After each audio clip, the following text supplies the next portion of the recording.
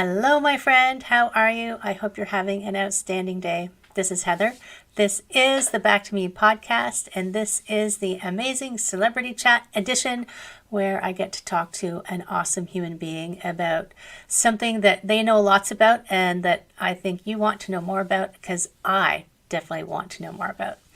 And today we're talking to Nicola. Nicola?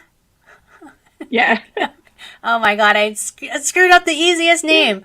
Oh, how are you? How are you? Welcome. Hi, Heather. Yeah, I'm great. Thank you. It's fine. I know in America it's usually pronounced Nicola, but yeah, Nicola. Nicola Mercer. And you are Life Now Coaching. And I like that kind of the way my brain says, yes, now is what we need to deal with, right? And how we are now instead of living in how we were before. I've been thinking about that a Yeah, lot lately. yeah, exactly. And it's about the now because a lot of people focus on what they want to have to feel happy and fulfilled and successful, satisfied, whatever it might be that you're searching for. So many people focus everything on that thing they haven't yet got and that they want and that they think is, going to complete them and give them, usually it's happiness, isn't it? That they're looking Yeah. for. And I'm really about trying to, yes, have goals and want to make changes and work towards things that are going to make your life better, but at the same time enjoying the journey that you are on and really making sure that you are more present and you're noticing the things that are happening in your life every day, because it's often those things that are overlooked which actually can really be the key to true happiness and fulfillment. Right. It's so true that often the thing we think we want may not, we might get it and think, oh, actually, that's not what I wanted. But you had so many gems along the way and things that happened and amazing experiences, but you were so focused on that thing that you missed it. So that's an awesome point. I I'm always curious, and this is something that I think I always ask at the beginning. It's like, how did you start into this life now coaching? What drew you into coaching? So I worked in corporate for about 24 years until last year, and I was made redundant from Okay. Nike, where I'd worked for 20 years. Wow. And, in Nike, I was doing lots of different roles, lots of coaching and leading teams and mentoring, which I really enjoyed. I did a lot of project work and strategic development, things like that. And when the redundancy came about, I had no plan B for what I was going to do next. The only thing I'd ever wanted to do was write. And I had this dream of writing a fiction novel, which still is one of my dreams. Um, so I thought, right, I'm going to write about the redundancy journey and I'm going to set up a blog. And I had no idea how to do a blog. So I set myself an Instagram account up the day after I was made redundant called Life After Swoosh, because swoosh is obviously the thing that people often call a tick, but the Nike branding that you see on all of the trainers and product. And Yeah. I thought, great, life after swoosh. This is the story of what happens to me after leaving Nike. And I quickly realized within a few weeks that I didn't really have that much content. It became apparent that the redundancy was going to have a very different outcome to what I initially thought. I'd seen it as something that was going to be life changing, but probably in quite a negative way Hmm. because I was the main earner at the time. I wasn't ready to leave. It came about as a bit of a shock. And yeah, it just kind of evolved from there as I thought about what it was I was going to do from a work point of view. And I knew I didn't want to go back into a corporate environment. I knew I wanted to stay doing something that connected to what I loved at Nike, which was helping people to live better, through sport. Obviously, at Nike, it was very much about moving your body and everybody Right. being an athlete and, the power of sport that it has to bring people together, not just when you are, a professional or semi professional athlete, but what you see when people do gather together as a community, when they're interested in connected in wanting their team to win or the person they support and so on. And so it was just adding all of the pieces together through what I enjoyed at Nike, what I was good at from a practical point of view, skill set wise, but also what I wanted for my future. And that was very much about helping to make other people live a better life, especially for women and kids, because I knew through the work I did at Nike that kids have a huge life span risk because of the way they live now in our culture, very Right. sedentary, Yeah. and that is really for the first time ever, meaning that we have a generation who are potentially going to have a lower life expectancy than any other generation for hundreds of years, which is this very scary thought. So, was putting all of those pieces together that I then thought, right, I want to do something to do with coaching and health and helping women, because I really do believe women are still the primary role model for kids, to help build a healthier lifestyle. So the life after swoosh became life now because I realized I was defining myself what had been before.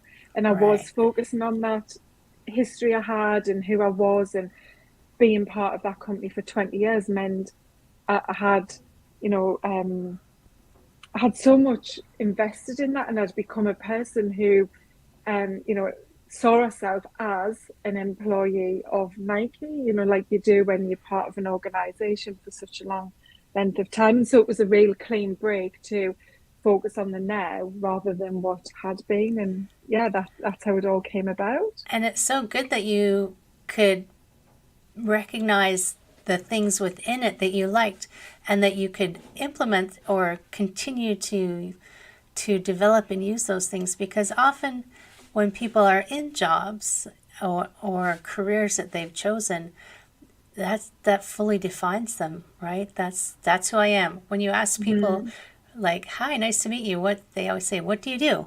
Where do you?" Or like, "Who are you?" What? And that's how you define yourself. So especially having been somewhere so long, good for you. Mm. I only ever lasted 7 years in one spot, but so it's entrenched in who you are and your identity. And then when it's no more, and you see this when people retire, it's like, now what? Now what do I do? Mm. So good on you that I mean, you started with I guess you just renamed your blog and then kept going, or Yeah, well, I started to write, and I wrote about not having a plan B and a few other things related to how I was feeling at the time. And it was quite cathartic, actually, to put it down in words. And yeah, I realized that this is what I was going to do. And actually, the writing could become part of this new business. And so, within a few months, I changed the Instagram to Life Now Coaching from Life After Swoosh. And I hadn't put the blog out there because I hadn't quite worked out how to get it, it's just more out. like journaling for you, right? Yeah, it Working was. through And things.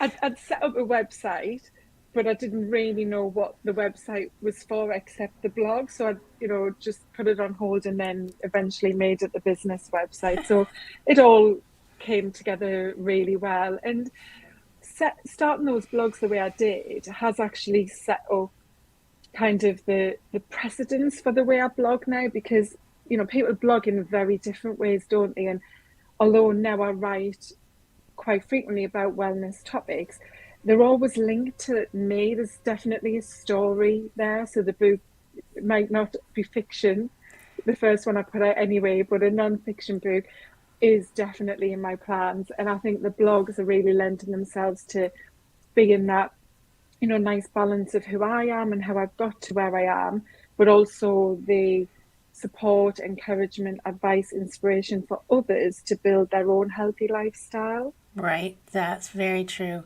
Mm. It's funny that you want to write a fiction book. I talked to a woman a few months ago who wrote a book called "You Can't Eat Love," but she had also written a fiction book during the pandemic about zombies. So I was like, I guess Very yeah, different. very different, very different. Now I know that because we were talking about movement, and it's so true. I mean, I have nieces and nephews, and I can remember, I'm not going to name names, one of them when were quite young, they spent most of their time playing on the computer, which is so engrossing, and it's designed to keep you there. And I just thought, oh my gosh, you need to go outside and play because they are becoming quite sedentary. And I wonder sometimes, I mean, somebody I'm sure is going to do a PhD study on this at some point about the levels of attention deficit and anxiety linked to maybe lack of being in nature and lack of activity, and your body needs to move around. And I know you include that as part of your framework, right? Because you have quite a frame. I was reading about your framework that I think is really cool. So can you describe the framework on how you help people be healthy, happy? Yeah. So I have a framework that has 5 pillars in it. And if you picture a visual diagram with 5 circles, there's one circle in the middle and then the other four around that circle, but everything overlaps, a bit like a Venn diagram. Right. And the middle circle is the mindset, because everything we do starts with the mindset. And I talk about there being no end either. It's not like job done with any of this, but certainly not with your mindset. You always have to work on the mindset and how you feel, how you think, those beliefs. We're ever evolving as we go through different seasons and stages of our lives.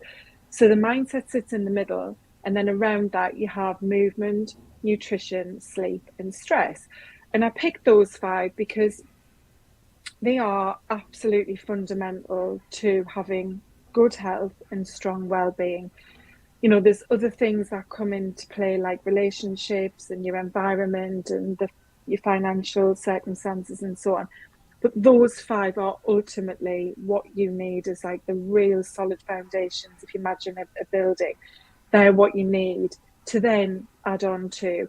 But those 5 are very intrinsically linked as well to one another. So if you use, for example, movement, Mm-hmm. and you think about that, if you aren't fueling your body in a good way through what you eat and drink, you're going to struggle to have the energy to move or to get the best from whatever it might be you do in form of exercise. Think about sleep. If you're not moving your body and you're not being active, then you might struggle with sleep. A lot of people do, if they're very sedentary during the day, if they don't get outside and have fresh air and expose themselves to nature, it can really impact your sleep. Likewise, if you aren't sleeping well, it's going to impact your ability to be motivated to move and have the energy to move and really get the best out of the workout. And then the same with stress. Exercise is something that really supports your stress levels. But when you are overstressed, again, that can hinder your performance when you're moving out and your desire to do it and so on. And then with your mindset, the same, kind of connection back and forth, in that if you don't believe that you're somebody who can exercise, then you're going to struggle to build that as a habit and to embed that in who you are.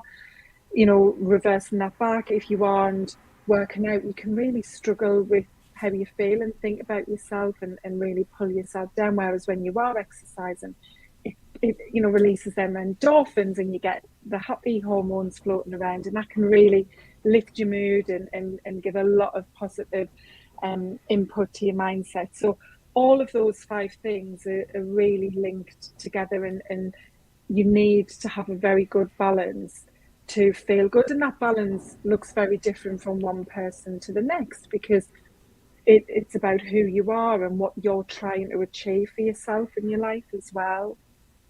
And it's also, I mean, because when I talk to clients, it's like, what are the circumstances? What's the reality going on for you? And then how can you put, and I mean, we're talking habits as well, but how can you put habits in place that will support you in, if this is where you are right now, and maybe it's a job or a business or whatever, and how can you have that as part of your life, but incorporate all the rest of the things to make you healthy? And it's true, if you don't sleep, oh my gosh, you're not going to want to do anything. You're going to be in a bad mood and you're going to feel terrible. So it's hard to even be motivated to do things if you're not Mm. resting. And if you're not resting, you're not feeling well. And I mean, they are definitely, I can see, and it's that balancing game. Like, and Mm. it's also true. Like some people can feel like, it's like, oh, it's like, why even bother? Like they've almost given up hope. But if you can improve one, like it, because it just feels overwhelming. If you can Yeah. improve one, it will overflow into the rest, right? Yeah, because they do all have that knock-on effect onto one another. And part of what my mission is to normalize healthy habits and what health is about. So my podcast is really about unwrapping what being healthy is and what it looks like, because especially for women, there's a misconception that being healthy is about being a certain size and shape. You Oh, know, women yes. fixate on the number on the scale or the number on the dress they're wearing, and that's what they believe is you know the problem when they don't feel good. And so a lot of women approach getting healthy by going on a diet, and they want to fix the problem they've got by switching their diet up, and maybe alongside that going to the gym, or it's usually one or the other. They're going to go to the gym to lose weight, or they're going to go on a diet, lose weight, or maybe understand they do a bit of both. And maybe But this, overdo it even, yeah, you know. because they start out with thinking it's like a fix. It's I've got to do it and then I can go back to Mm. normal. It's that it's a means to an end. It's I go on a diet, I lose the weight, I feel good, phew, job done. Or I go to the gym for a bit, I start lose weight, I feel better, job done, back to normal. Don't need to do that anymore. And obviously that's not the reality. And you know, they focus on those things either together or in isolation, but don't look at everything else. And everyone I've worked with who has come to me with a weight loss goal ends up where that goal is not about the weight loss, the number anymore. It might include weight as a part of that, but it's often more based on wanting to create a healthier lifestyle because of how being healthy makes you feel. And being healthy, for some people who are overweight, does involve losing weight, but it's not about a goal just being, I want to lose X number on the scales, and that's what I'm really trying to help people see is that it's about these five things together. And those things might impact your job, your relationship, you as a parent, even how you manage your finances. Lots of things are actually part and parcel of how good you feel. But focusing on those five pillars really does change people's lives, because even if you start eating really healthy, you might not feel happy because you could have really poor sleep still, because you've got a lot of things you're constantly battling within yourself. That a lot of self negative talk, lack of self belief and lower worth, and things like that. So that's why a lot of people struggle, because they start out with something like a weight loss goal and think that's the answer to being healthy. And they might lose the weight, but then because they don't feel the way they want to feel, they think, well, what's the point? I'll just go back to eating pizza and, drinking lots of wine because I felt better then. Right. At least I felt like I was enjoying doing something. So it's really about getting clear on who you want to be, how you want your life to be, and why that's important to you. And that's what actually starts those habit changes and building new habits. And I think sometimes people, I mean, they think to be happier, I need to be, like you were saying, I mean, you said it, I need to be a size 6 or something, Mm. I have to be this. And it is so true when they do get there, they, it's not, it doesn't necessarily fix anything. You're still going to be unhappy. And even if you are happier and you just flip back to your old life, well, then you will end back in that cycle again. That's why the diet industry can't put itself out of business, right? It's because it's not addressing. And Mm-hmm. what I think is interesting is I when I talk to clients often, they'll complain about I need to I need, like, I think for some people it can feel overwhelming. You mean I have to eat healthy my whole life?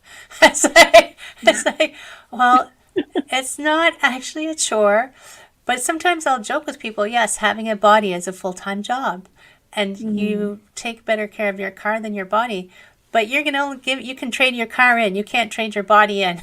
So you need to take care of it. And I mean, I don't know how do you address when people just give that despair that, oh, it's, I have to do this forever. Yeah.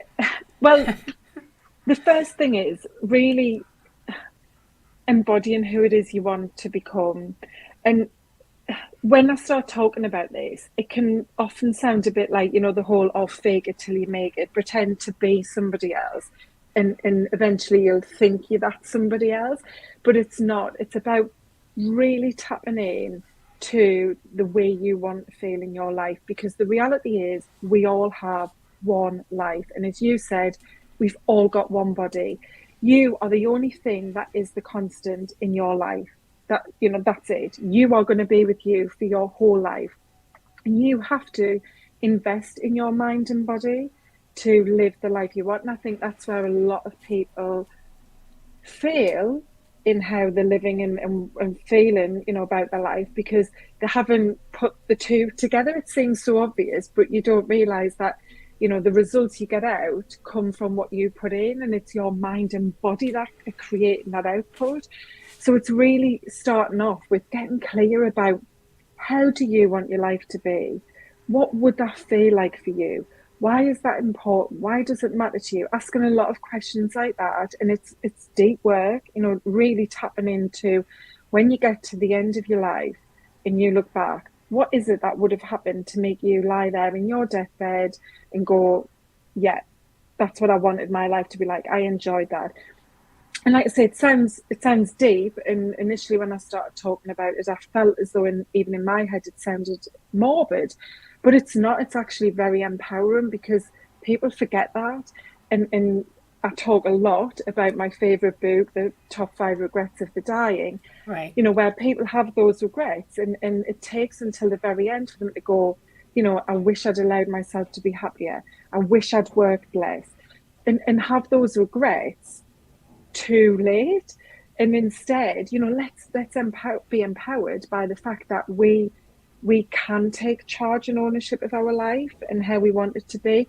And instead of waiting and looking back with regrets, let's get proactive now and go, what do I want my life to be like? Because so many people are juggling the balls, spinning the plates, just trying to get on with everything and do it all, but are constantly battling with these, unhappy thoughts, feelings, desires that they wish their life was a different way. So, people can think, yeah, it's just too hard. It's how do I keep it up? But again, this is the mindset shift, because typically the way people approach getting healthy is by it's from a place of restriction and denial. So I'm not going to be able to have that anymore. I'm not going to be able to do that anymore. I don't start with, what do you not want? I start with, what do you want? How do you want it to be? And then what's standing in your way of that? And I share my life, and I drink wine, and I have pizza, and I eat chocolate, and there's nights where I stay up late, and things that other people might say is bad habits. But it's not. It's just, that's life. It's just that I know I live primarily with a focus of giving myself what I need to feel as healthy as I need to, or want to be. Could I be healthier? Yes, absolutely. Is that something I can manage in my life the way it is now and how I want to be right now? No, but that might evolve over time. But the thing is, I'm satisfied that I am living in a way that is respecting my mind and body and how I want to feel. And, that's something that's achievable, being a single parent, running my own business, being, perimenopausal in just past mid 40s, so you've got to put everything together. And I think that's what the shift is in how I coach people, is it's not about what you can't have, it's about how you want to live and finding what works for you. And when you accept that in itself starts to breed your value in yourself, the self-worth, the self-belief, it lifts your confidence and so on, because you start to feel strong because you actually know what you want, and you're making decisions to live that way. Well, and it is so true. If you don't know why you want to do something, or what you want to feel or be like, then the decisions that you make about how you live might not even be your decisions. They might be, oh, the latest social media influencer said everyone should try this cleanse. So I'm going to do this cleanse and that's going to make me feel better. Well, no, maybe it's not. It might. Who knows? Um, but it's true, like if you don't if take that time, and I guess people are always, not always, people are often looking for just give me the quick answer, tell me what to do so I can get on with things. But I feel like once you begin, at the beginning, it's scary. I know for some people it's quite scary. I mean, that's why I coach people, because sometimes you just want someone there to tell you you're not going crazy, right? It's like, it's okay, we got you, we got you.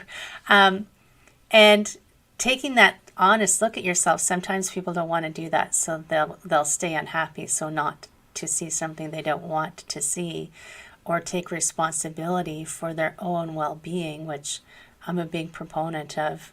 You are the boss of you, and no matter how many self-help books or people that you ask, you've still got, there's a coach I know who says, I can't do the push-ups for you.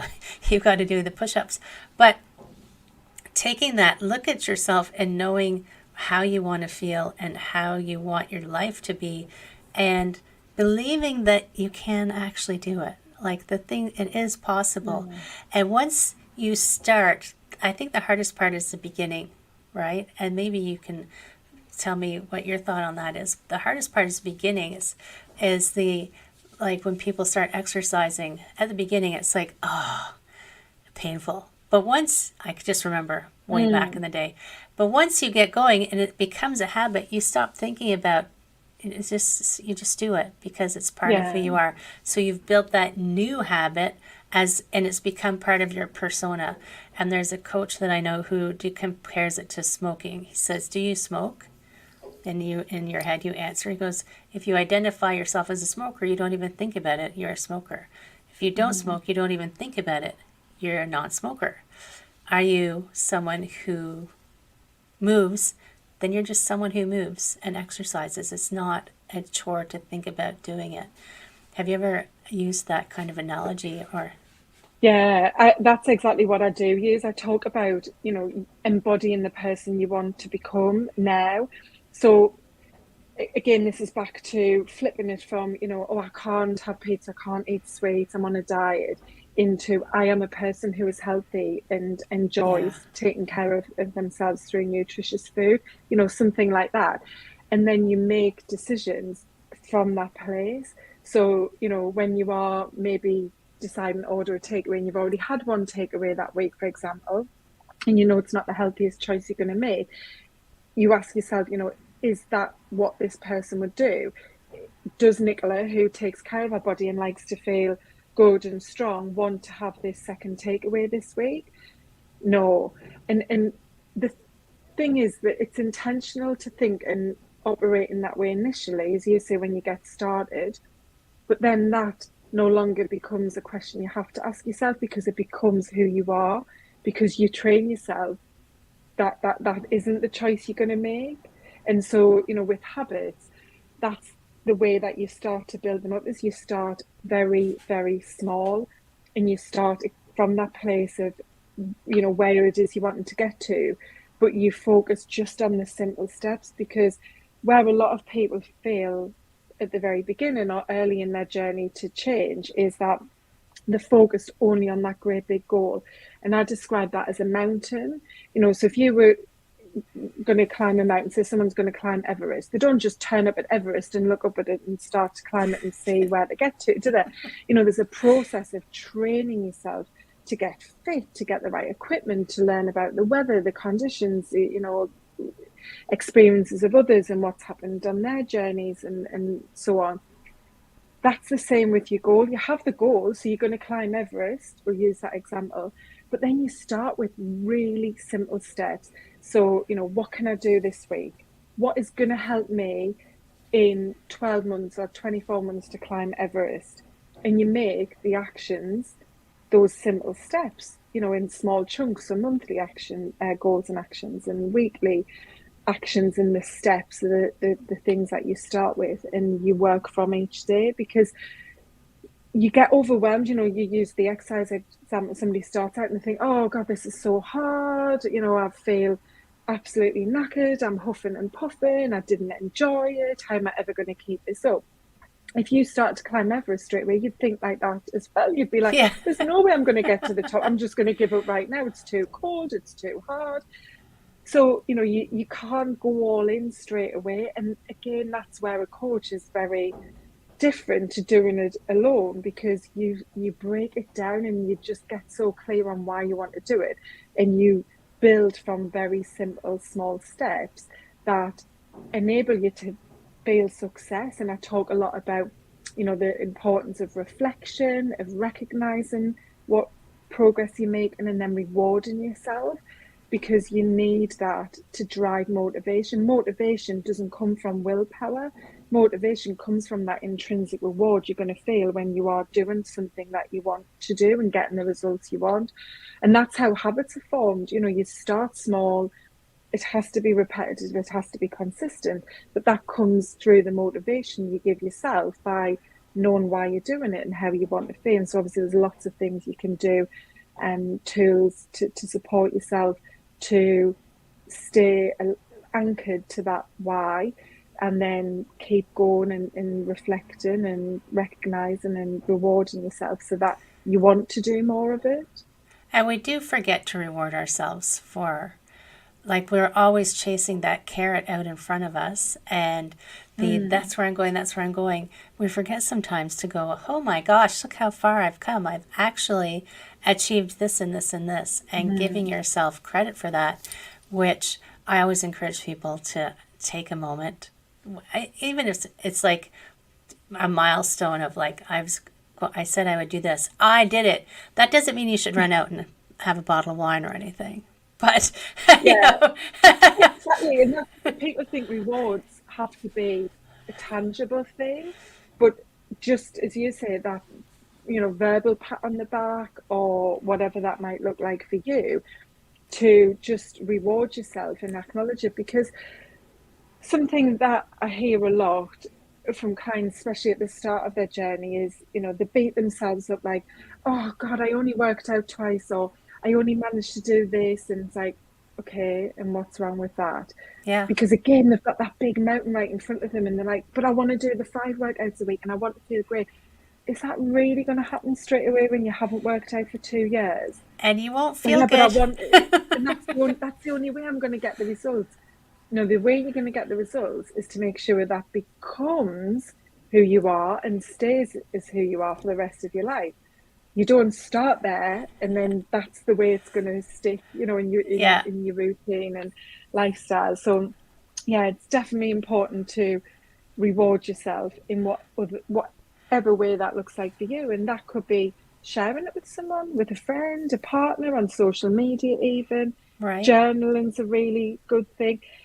I like to just lie in bed on a night and I just have a bit of a replay of the day and think, what went well today? What did I do today? What am I proud of? I do journal sometimes. It's not something I've been able to build as a daily habit in terms of writing it down. I do sometimes write, but I like to just do it more, internally, on an evening, and I do a little bit on a morning as well for the day ahead. But things like that are very powerful as well. Just pausing and practicing some self compassion is very, very powerful stuff.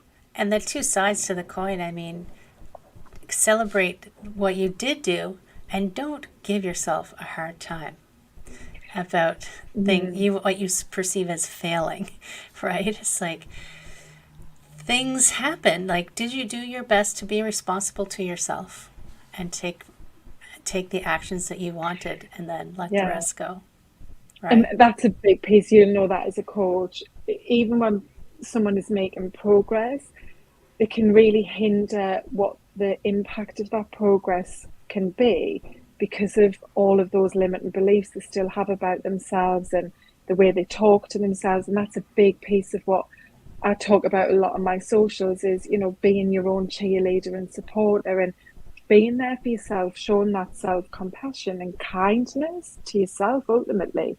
Because, when you are beating yourself up and telling yourself that you're not good enough because you didn't do X, Y, Z, that's offsetting some of those really helpful habits that you started to build. And that's why, those 5 pillars are also intrinsically linked and centered around the mindset, because you really, really do need to build a growth, positive, solid mindset Yeah. and make sure that you are your number one fan, essentially.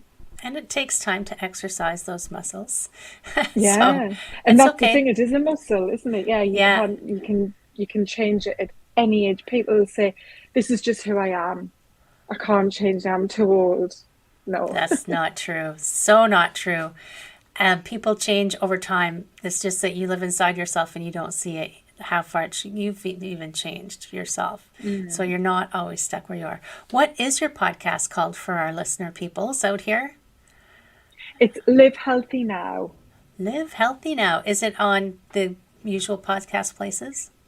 Yeah, it's on all of the main podcast platforms and the videos on YouTube as well, if you prefer Oh, to watch. excellent, excellent. And for them, for people to reach out and contact you, everything will be in the show notes. But I see something about a 5 day challenge in the links. What's that all about? Yeah, so one of the things that I find hold people back right at the start of wanting to change their lifestyle and get healthier is either that they say they haven't got enough time or that they just don't have that self belief to start. It's, what we talked about. I'm just who I am, I'm stuck here. So the 5 day challenge is called Win Your Worth. You sign up for it with your email, and then you'll get 5 days worth of coaching, tools, inspiration into your email box to do yourself. Lovely little workbooks, and it really gets you reflecting on exactly what we've talked about with, why you want to change, what it means to you, and starting to take those small steps so that by the end of the 5 days you can see that you can do it because you've started to take some action and you've reflected on it and you've recognized and rewarded yourself, so that you've got that springboard to move forward from. If you want to go further in your journey, either alone or with a coach, that, you've built that belief that you can start to change your life and you can make your life one that will bring you the happiness you're striving for. And those first 5 steps, if you can just take 5 little steps, you'll be 5 steps ahead, right? That's Exactly. brilliant. That's brilliant. Thank you so much. But I always ask at the end, do you have a final word of wisdom for everyone? Oh, that's a good one. So Ooh, many things. I know, I know.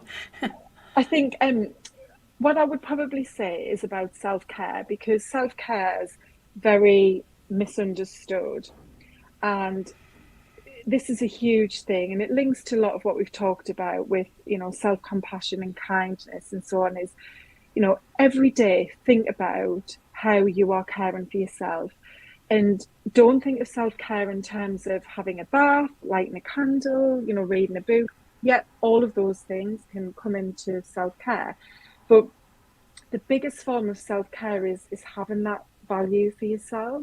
And so, really think about how you speak to yourself and support yourself every day as a starting point. You know, don't think about having to go to the gym or suddenly having to change your whole diet, the big things that you can build up to over time. Just really consider caring for you by being your supporter, by being a coach almost to yourself. And I think that's something that shocks people, because when they start to listen to that voice in their head intentionally and hear what it's saying and think, would I say this to somebody else? It's quite scary the way that you Yeah. treat yourself. So, consider what self care really is every day by being your own supporter and coach and best friend. That's brilliant. I totally 100% agree. 110%. I try to encourage people always to really examine what self-care is, and it's not bubble baths. Although I Yeah, do enjoy a good bubble bath, but me too. not every day. Not every day. Thank you so much for coming and joining us and sharing all of this with everyone. Thank you so much. And I hope I get to connect with you again in the future. I'm going to check out your podcast. I'm going to invite all of my friends to check out the podcast, to check out the 5-day challenge. Who doesn't love a good challenge? I love challenges and I love quizzes. I can't help myself, right? Oh, that's brilliant. Thanks so much for having me, Heather. Thank you. And thank you guys out there. Don't forget to comment, like, subscribe, and we will see you again next time. Take care.